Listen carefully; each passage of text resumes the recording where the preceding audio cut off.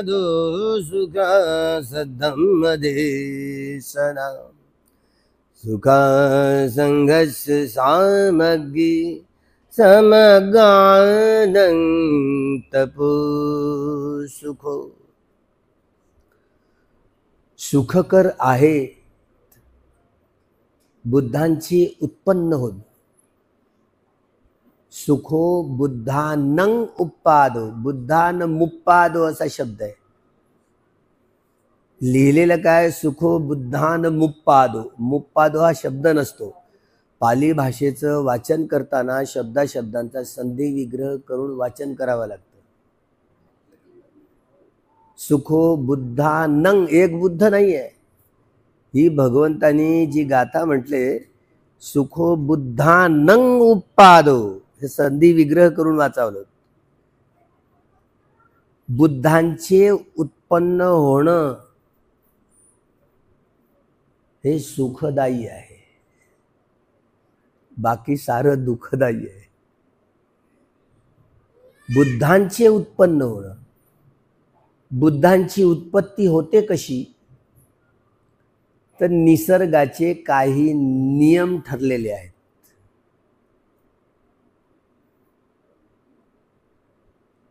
निसर्गाचे काही नियम ठरलेले आहेत. त्या नियमालाच निसर्गाचा स्वभाव, निसर्गाचे नियम, निसर्गाचे तत्व. निसर्गाचे काही नियम असे ठरलेले आहेत. हा जो निसर्ग दिसतो आपल्याला, या सूर्यमालेमध्ये, ज्या सूर्यमालेमध्ये आपण राहतोय, त्यामध्ये हा एकच आपल्याला सूर्य दिसतो. हे एवढं मोठं आकाश, अवकाश, सूर्य, चंद्र, तारे, नद्या, नाले, पहाड, समुद्र, वनस्पती, प्राणी, सजीव, निर्जीव, मनुष्य व मनुष्यतर प्राणी, हे सारं ज्याला आपण डोळ्यांनी पाहतो त्याला भौतिक जग म्हणतोय. एवढं एक सूर्य हा एका चक्रवालातला. चक्रवाल म्हणजे एक सूर्यमाला. सोलर पॅनल, एक सूर्यमाला म्हणजे एक चक्रवाल. या चक्रवालातल्या तिसऱ्या नंबरच्या ग्रहावर आपण सगळे राहतो, ज्याला पृथ्वी असं नाव दिलेलं आहे. या ग्रहावर राहतो. असे किती चक्रवाल आहेत? धम्म चक्क पवतन सुत्तांमध्ये 10 सहस्र लोक धातू, बघा शेवटच्या ओळींमध्ये 10,000 लोक धातू. लोक म्हणजे ही काया. काया निर्माण करण्यासाठी ज्या अग्नी, वायू, जल आणि पृथ्वी धातूंची गरज आहे,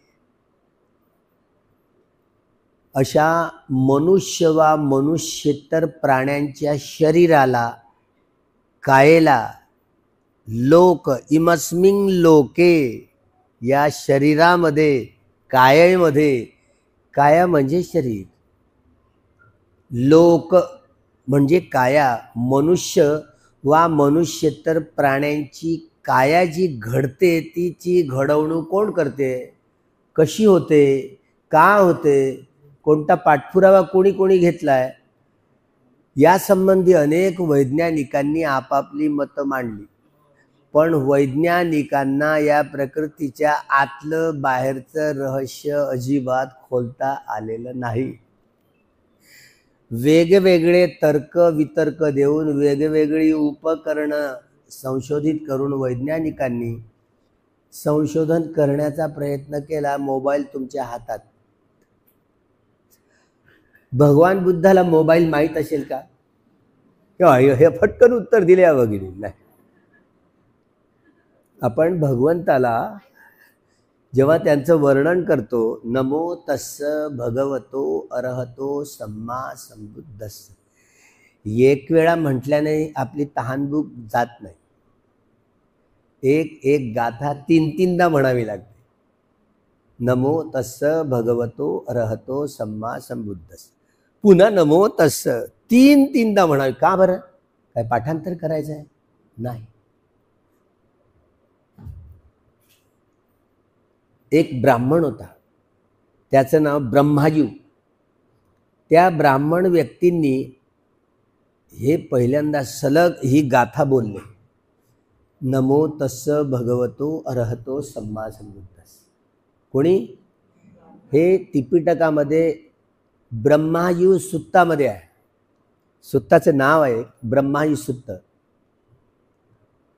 त्यामध्ये नमो तस्स भगवतो अरहतो सम्मा संबुद्धस्स हे सलग, नमो तस्स भगवतो हे सलगपणे म्हणणारा पहिला व्यक्ती, त्याचं नाव आहे ब्रह्मायू.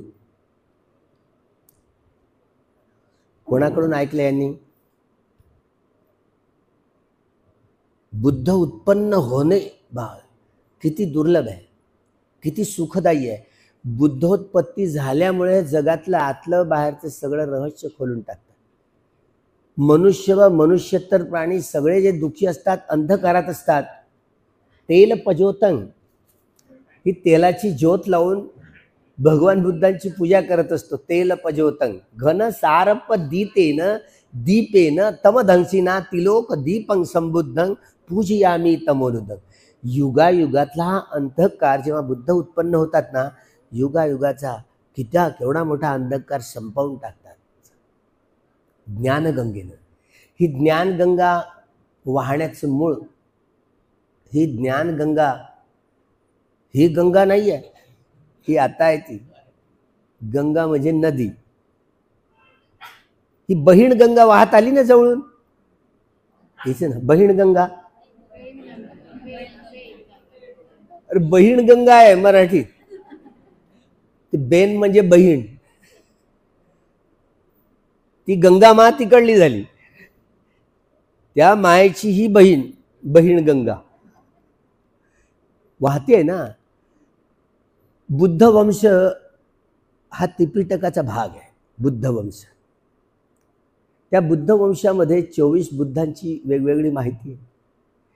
हे सिद्धार्थ गौतम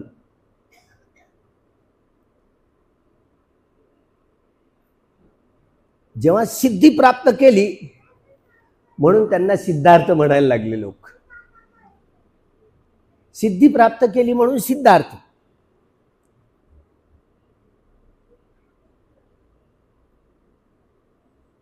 जे जे शिलालेख मिळतात आपल्याला,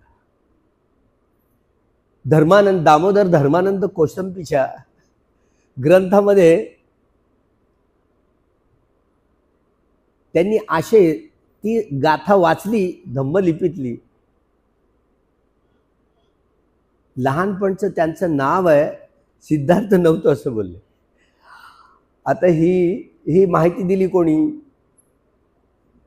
जी अशोकारामामध्ये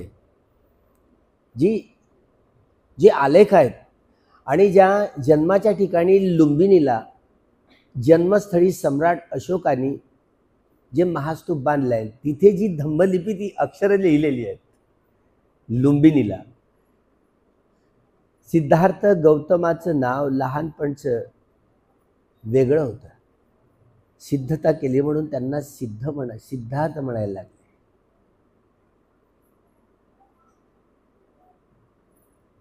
कोणतं होतं माहिती पडलं का? 3 अक्षरात आहे. 3च अक्षर. आठवून ठेवा.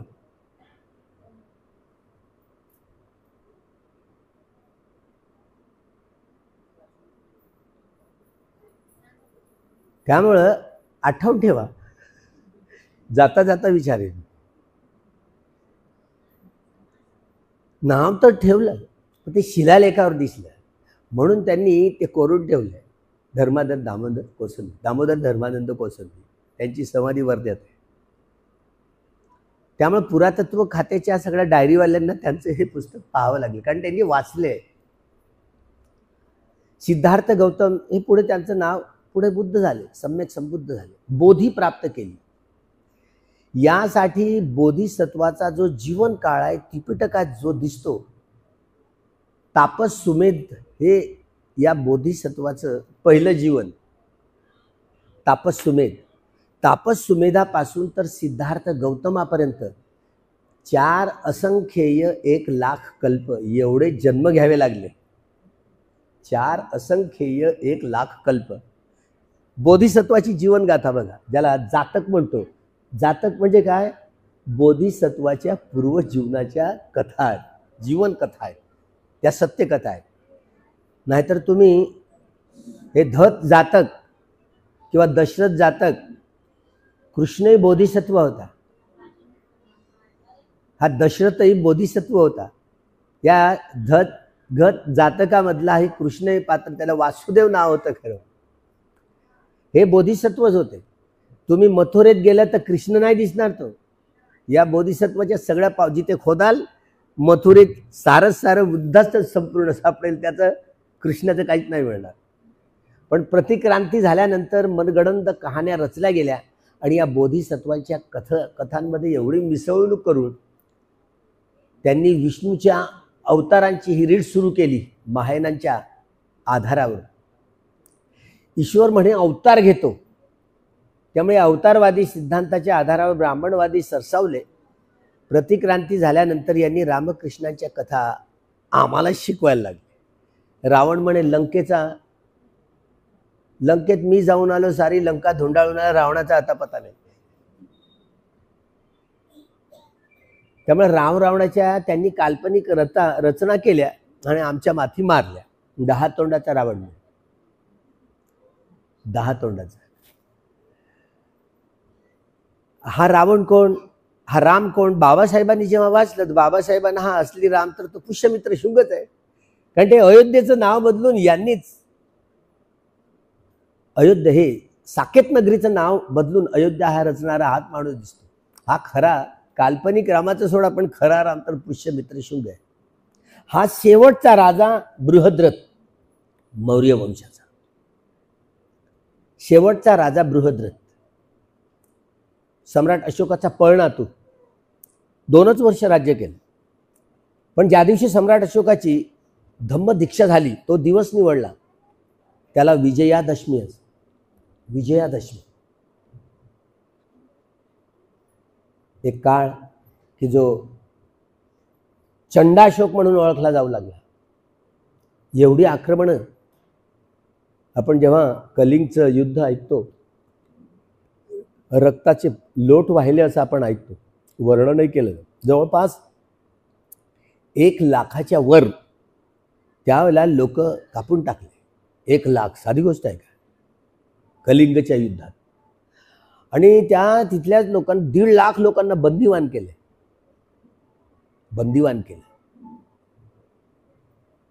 पण मी हे राज्य जिंकलो. राज्य जिंकणं सोपं, पण स्वतःवर जिंकणं, स्वतःवर विजय मिळवणं किती कठीण आहे. त्यांचं वैराग्य जागलं. एवढ्या कालखंडात, सम्राट अशोकाच्या कालखंडात जम्बूद्वीप केवढा मोठा दिसतो. इराण इराक पासून एवढा मोठा, इस्रायल पासून हा एवढा मोठा जम्बूद्वीप दिसतो, मोठा. अफगाणिस्तानापासून, बलुचिस्तानापासून आपतेच त्यांना कितीतरी कापून काढलं. बिंदुसारच्या मनात होतं की सुसीमलाच राजा करायचं, पण त्यांच्या अमात्यांनी सांगितलं सुसीमपेक्षा सम्राट अशोकच बरं आहे. त्यामुळे सम्राट अशोक जेव्हा गादीवर बसला, साम्राज्य मिळवलं, आपतेष्टांना एवढं कापून टाकलं, एवढी चढाई केली. जेव्हा मी एवढं जिंकलं, राज्य विस्तार केला, पण किती दुःखी.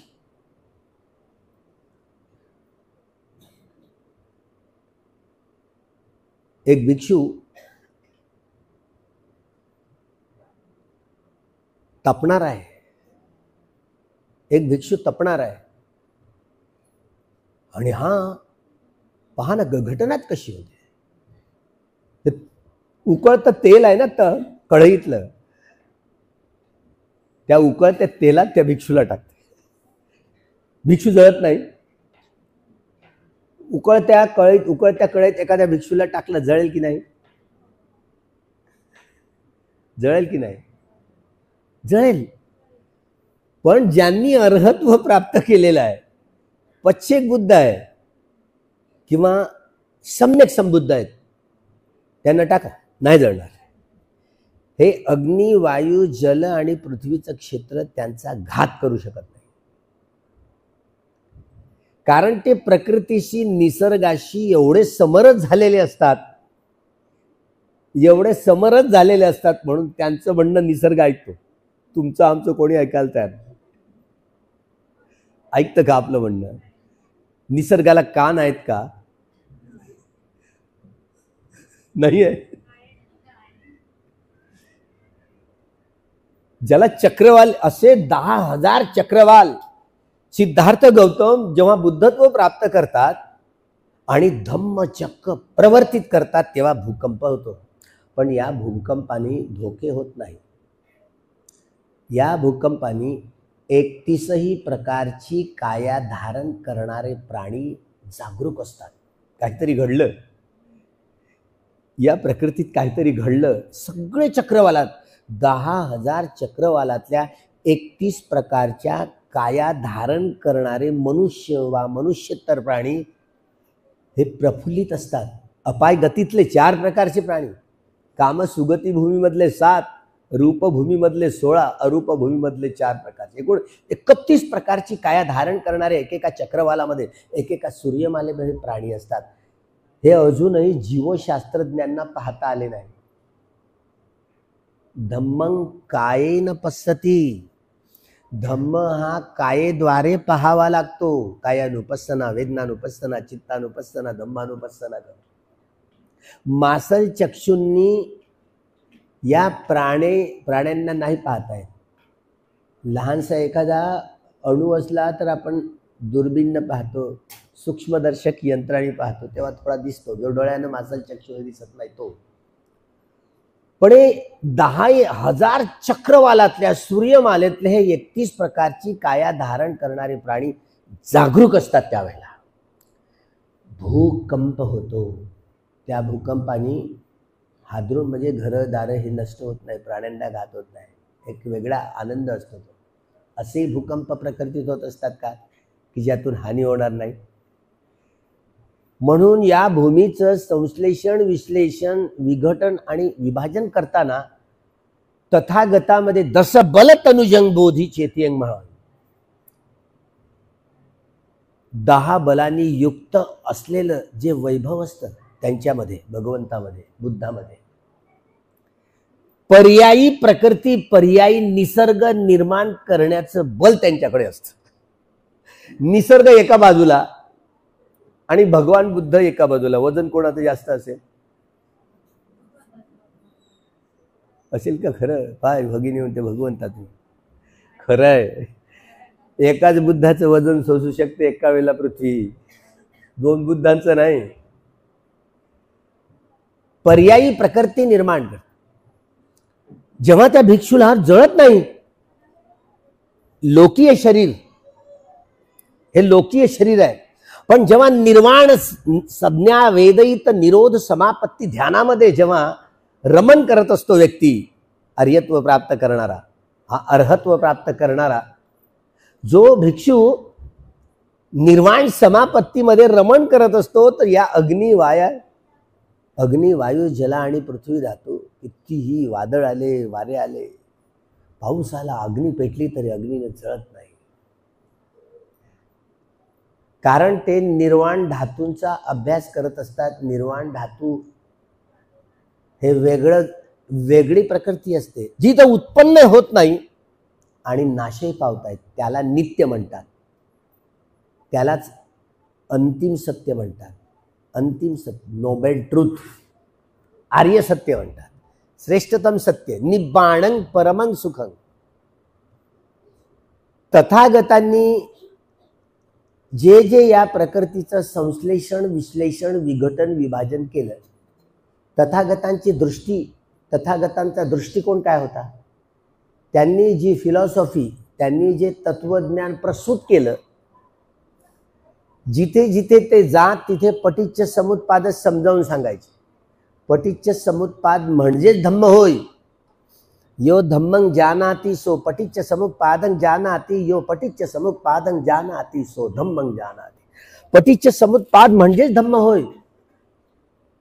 पटिच्च समुत्पादाच्या या 24 कड्या आहेत. पठ्ठाणाच्या कड्यांच्या आधारावर त्यांनी समजावून सांगत असत. ते समजावून सांगत असत. प्रकृतीच्या नियमांना, हे लोकीय प्रकृती आहे, उत्पन्न होऊन नाश, उपादवय धम्मिलो, या प्रकृतीचा निसर्गाचा स्वभाव उत्पन्न होऊन नाश पावणार आहे. जे जे उत्पन्न होतं ते सार नाश पावणार असतं. अनित्य आहे, क्षणाक्षणाला बदलत असतं. हा बदल कसा होत असतो? कसा होत असतो हा बदल? आपल्याकडे ज्या ज्या वैज्ञानिकांची जी जी उपकरणं आहेत त्या उपकरणानुसार ही प्रकृती 1968 साली अल्वर्ज लुईस या तत्ववेत्यांनी बबल चेंबर नावाचं एक उपकरण संशोधित केलं. Bubble chamber. बबल म्हणजे बुडबुडे, बुडबुडे. बबल चेंबर उपकरण आहे. त्या उपकरणाच्या आधारावर त्यांनी या प्रकृती केवढ्या वेगात बदलते, एका सेकंदामध्ये 1 या आकड्यावर 22 शून्य द्यायची. एका सेकंदामध्ये 1 या आकड्यावर 22 शून्य द्यायची. एवढ्या वेगाने ही प्रकृती, हा निसर्ग उत्पन्न होऊन नाश पावतो. एका सेकंदात एवढा वेग, एवढ्या वेगानं बदलते.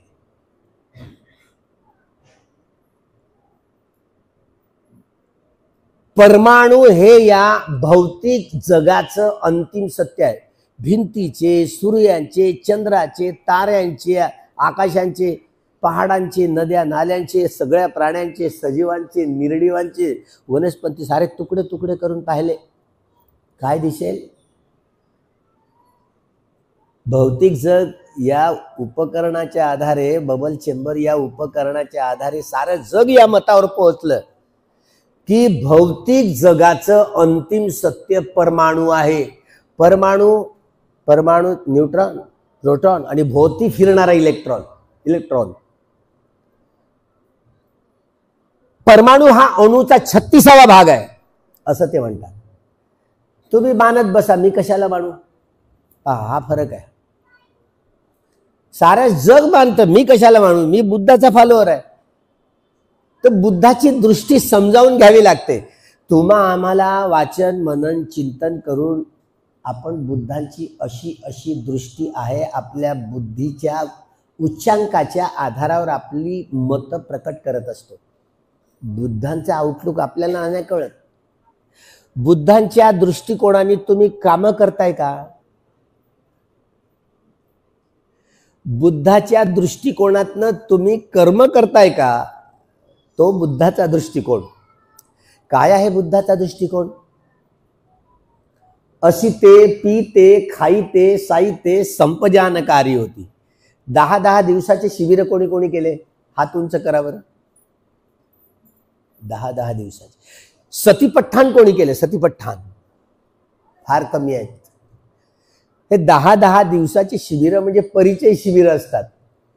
नेमकं ध्यान करायचं कसं, हे कामतृष्णा, भवतृष्णा, विभवतृष्णांचं निर्दालन उन्मूलन करायचं कसं, म्हणजे दुःखाची उत्पत्ती होते कशी आणि दुःखाचा नायनाट करायचा कसा, ह्या दोनच गोष्टी ह्या 10 दिवसाच्या वर्कशॉपमध्ये, कार्यशाळेमध्ये हे शिकवलं जातं समजून घेण्यासाठी. पण सतीपठ्ठाण म्हणजे पहिलं शिबिर समजायचं. समाज सुधारल्याने बदलत नाही. पहा, हे बाबासाहेबांनाच कळलं. या समग्र चळवळीचं, या देशातल्या चळवळीचं मूल्यांकन करताना त्यांच्या नजरेसमोर शिवाजी दिसतात बाबासाहेबांच्या समोर, आणि संत चळवळ दिसते. तरी संत चळवळीवर भाष्य करताना ही सुधारणावादी चळवळ आहे असं म्हणतात. हे खरं आहे की संत चळवळीतनं शिवाजी राजा उत्पन्न झाले. माझ्या डाव्या बाजूला ओ राजे, हे जिजाऊचे भाऊ, गडचिरोलीला आले.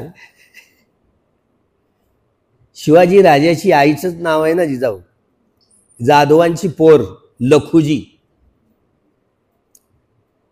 तुम्हाला माहिती आहे जिजाऊंचं लग्न कुठे झालं ते? इतिहासकारांनी काय लिहिलं माहिती? जिजाऊंचं लग्न कुठे झालं? शहाजहान जिजाऊ शिवाजींच्या आई वडिलांचं लग्न कुठे झालं माहिती आहे का? ओ राजे ऐकाय, तुम्हाला माहिती? कुठल्या? अजिंठ्याच्या लेण्यामध्ये लग्न. अजिंठ्याला तुम्ही कोण कोण गेलं होतं माहिती आहे ना? आहे ना? अजिंठ्याच्या लेणीमध्ये लग्न झालं. जिजाऊ सिंदखेड राजा. लखुजी जाधवाचीच पोर आहे की दुसरा लखुजी जागत हो, याला त्याला सोडून. जुना महारवाड्यालाच राजवाडा म्हणतात आणि राजवाड्यालाच महारवाडा म्हणतात. अजूनही तो राजवाडा महारवाड्यातच आहे. हे जाधव ना, जाधव यादव हे राजवाड्यातले एकेकाळचे हे नागवंशी लोक, ते राज्यकर्ते लोक होते. बाबासाहेबांनी याचा परिचय 1 जानेवारी 1927 जेव्हा विजय स्तंभाजवळ भीमा कोरेगावला गेले तेव्हा हे त्यांच्या लक्षात आलं. या देशाच्या इतिहासाच्या घडवणुकीची गुरुकिल्ली केवळ आणि केवळ डॉक्टर बाबासाहेब आंबेडकरांनाच खोलता आली, दुसऱ्या व्यक्तीला नाही. इतिहासाची ही ज्याला वैज्ञानिक दृष्टी म्हणतो, वैज्ञानिक दृष्टी म्हणजे बुद्धांची दृष्टी आहे का? तर नाही. बघा, म्हणून आपला बुद्धाची दृष्टी काय असते हे समजावून घ्यावं लागतं नीट. सम्यक दृष्टी, हा शब्द आलाय ना. भगवान बुद्धांनी म्हणजे मध्यम मार्ग सांगितलाय, अंत नाही, काया क्लेशाचाही नाही किंवा चैनीचा पण नाही. मध्यम. मध्यम मार्ग म्हणजे कसा असतो माहिती आहे? कायानुपස්සना, वेदनानुपස්සना, चित्तानुपස්සना, धम्मानुपස්සना, हा मध्यम मार्ग आहे. 4 सती पठ्ठाण म्हणजेच मध्यम मार्ग होय. लक्षात ठेवा, विसरू नका. कुठल्या पुस्तकात सापडणार नाही तुम्हाला. संवर प्रधान, प्रहाण प्रधान, भावना प्रधान, अनुरक्षणा प्रधान, 4 सम्यक प्रहाण हा मध्यम मार्ग आहे. श्रद्धा बल, वीर्य बल, सती बल, प्रज्ञा बल, समाधी बल, हे 5 बल हा मध्यम मार्ग आहे. श्रद्धा इंद्रिया, वीर्य इंद्रिया, सती इंद्रिया, समाधी इंद्रिया, प्रज्ञा इंद्रिया, 5 इंद्रिया हा मध्यम मार्ग आहे. सत्त भोजंग, सती संभोजंग, धम्मविचय भोजंग, वीर्य भोजंग, पिती भोजंग, पसद्धी भोजंग, समाधी भोजंग, उपेक्षा भोजंग, 7 भोजंग हा मध्यम मार्ग आहे. अरियो अठ्ठंगिको मग्गो, हे धम्मचक्क पवत्तन सुटतात हा मध्यम मार्ग समजावून सांगितला.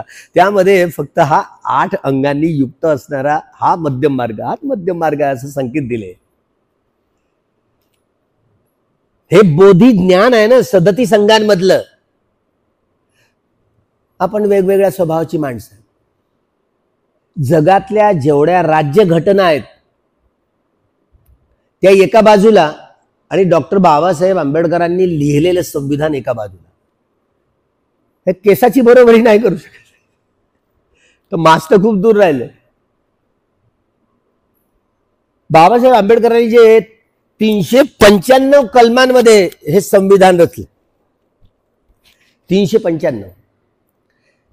हे आपण माणसं आहोत ना, ते हिंदू असोत, बौद्ध असोत, जैन असोत, शीख असोत, यहुदी असोत, ईसाई असोत, मुस्लिम असोत, ब्राह्मण असोत, ब्राह्मणेतर असोत, कुठल्याही देशातले कुठलीही बोली भाषा बोलणारे असोत, सगळी माणसं रागरंजित, द्वेषदूषित आणि मोहमोडीत होऊन काया वाचा मनाने कर्म करतात. तुम्हाला शुद्ध चित्ताने कर्मच नाही करतायत तर शुद्ध परिणाम येईल का? आपण सगळेच लोक आपल्या स्वभावाचे बळी आहोत. म्हणून आपण 2 व्यक्ती जगात एक नाही एक आईची लेकरं असली तरी तू मै तू सगळ्यांच्या घरात नवरा बायकोचे, भावा भावांचे, बहिणी बहिणीचे, आपतेष्टांचे, दुरितांचे, जराशी शांती, सुख आणि समाधान नाही. जगातल्या प्रत्येक व्यक्तीला जर विचारलं ना, तुला सुखानं, शांतीनं, समाधानानं जीवा जगाचं वाटेल का? कोण नाही म्हणणार आहे? कोणीच नाही म्हणत. पण सगळे आपल्या स्वभावाचे गुलाम आहेत म्हणून तेरी मेरीवर उठतात, म्हणून भाऊ भावाचा वैरी होतो. प्रमोद महाजनच्याच भावानी, जो संरक्षण मंत्री होता या देशाचा माजी, त्याच्याच भावानी त्याला गोळ्या घालून मारलं. कुठे गेलं रक्ताचं नातं? जगात दोन व्यक्ती एक नाही आहेत आणि आपण तर जग जोडायला चाललो. जग जोडण्याची ही दृष्टी, तुटलेली मन केवळ संबोधी ज्ञानानं जोडली जाऊ शकतात. जगातलं कुठलंच रसायन नाहीये. बोधी ज्ञान हे 37 अंगांमध्ये असलेलं, ही बोधी मिथ्या नाही, ती सम्यक आहे. म्हणून संबोधी ज्ञान. संबोधी ज्ञान पहा, बुद्धांचा जो आउटलुक म्हणतो, बुद्धांचा जो दृष्टिकोन म्हणतो, बुद्ध कसे विचार करत, तुम्ही कसा विचार करता? नमो तस, आणि जसं ज्या घडीला मनात येईल तसं. परिणाम चांगला आला तर तो उसळून जातो, आणि परिणाम वाईट आला तर सारं चिंबून जातो, चिमल्या आंब्यासारखं. चढाव उतार आले फुगतो आणि कोसळून जातो, किती बेचैन होतो. पण भगवंत मुक्त झालेले आहेत, ते सम्यक संबुद्ध झाले आहेत, ते अर्हत झालेले आहेत, सम्यक संबुद्ध झालेले आहेत. हे कुणाला अगोदर समजलं? पहा, त्यांचा दृष्टिकोन समजायचा असेल, अशिते पिते खाईते साईते संपजानकारी होते. चालताना, बसताना, उठताना, कुठलंही कर्म करताना, निद्रा घेताना देखील जागरूक असलं पाहिजे. अलर्ट, अवेअरनेस, एवढा जागरूकपणा असला पाहिजे. जागरूकपणाचं लक्षण काय आहे?